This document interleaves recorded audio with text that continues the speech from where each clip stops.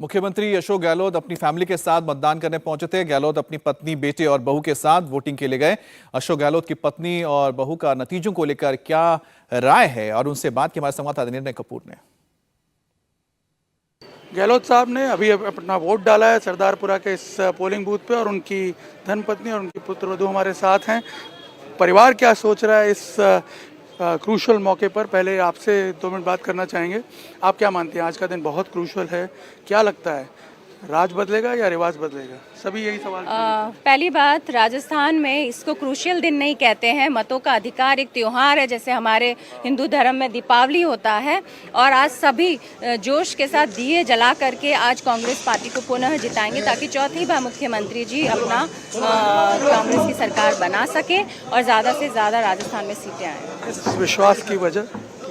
इतनी शानदार योजनाएं हैं, विश्वास मुझे नहीं है, पूरे राजस्थान की महिलाओं को है, क्योंकि योजनाएं उनके घर घर पहुंची हैं, बहुत शानदार है। और आगे भी जो 7 योजनाएं दी गई हैं वो उनको मिलेंगी और उनको लागू रखने के लिए उन्हें डेफिनेटली कांग्रेस को जिताना है। ये एक पुत्रवधू का कहना है, एक आम वोटर के तौर पे क्या आपको क्या फीडबैक?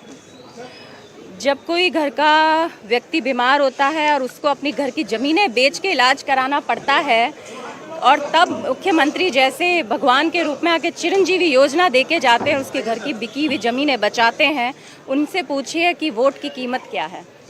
लेकिन हमने देखा इन चुनावों में महिलाओं के ऊपर जो उत्पीड़न है, महिलाओं के अधिकारों की बहुत बातें उठी है, विपक्ष ने लगातार इल्ज़ाम लगाए हैं। आप भी एक महिला हैं, आप बताइए आप किस तरह देखती हैं इसको? पूरे भारत ने देखा मिजोरम में महिलाओं पे क्या हुआ है, जिसमें प्रधानमंत्री जी बीजेपी के हैं और वो कभी उनको मिलने भी नहीं गए। कम से कम सांत्वना का एक हाथ देने के लिए वहाँ खड़े हो जाते।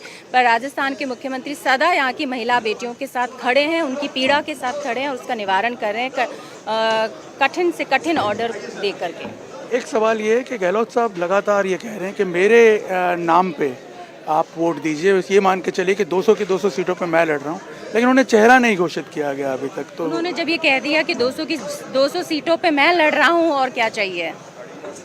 आप बताइए, आप क्या मानती हैं, क्या आज भगवान से कोई आपने प्रार्थना जब की तो कुछ मांगा? कांग्रेस की सरकार बनी।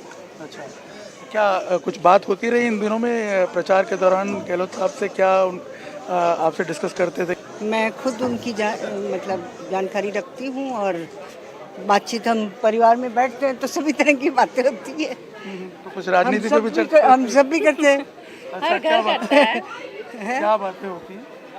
कि कितनी अच्छी योजनाएं, कहाँ किस सोच से, गरीबों का सोच रखते हुए सारी योजनाओं का जो किया है वो गहलोत साहब ही सोच सकते हैं। तो आपको कोई फीडबैक वोटर से आपका मिलना कभी हुआ, कुछ बात हुई?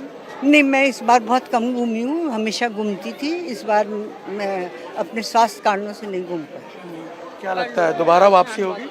मेरे ख्याल से पूरे राजस्थान में अभी जो आप रुझान देखेंगे तो वो कांग्रेस की सरकार बनने की तरफ अंडर करंट चल रहा है, कांग्रेस की सरकार बनने का। गहलोत साहब भी यही कह रहे हैं, अंडर करंट, लेकिन साफ कुछ नहीं है। नहीं, साफ है। अच्छा, साफ है। अंडर करंट का क्या मतलब? आप देख सकते हैं उनका परिवार जो है वो पूरी तरह कॉन्फिडेंट है। आज उनके साथ यहाँ तक पहुँचा है वोट करने के लिए, और लगातार हमने देखा इस पूरे कैंपेन के दौरान भी उनके साथ कदम से कदम मिला करके चला, और अभी एक्सपेक्ट कर रहा है कि एक बार दोबारा वो वापसी करेंगे।